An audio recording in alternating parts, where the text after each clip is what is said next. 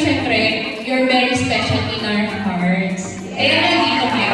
Sobrang salamat ako, siyempre kay Lord. Kasi binigay niya si Baby Kendra sa amin na matagal na namin pinag-pray. So si Baby Kendra is a rainbow baby.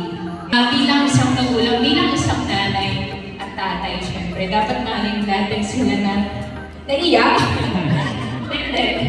Mahalin natin sila ng buong buo kapag pinagagalitan tayo, kapag pinagsasabihan tayo, isipin natin na para sa atin lang ngayon, para sa future natin. Wala na akong ibang mahihiling pa, kundi good health, sa family ko, sa friends ko, sa mga kapitbahay ko. Kasi sobrang na-appreciate namin. I love you all! Good afternoon everyone. Thank you sa pag-attend dito sa opinion ni Baby Kendra.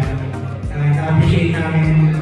Actually, most of the people here, talagang sila din yung nakasama namin kinasal kami ni Bane.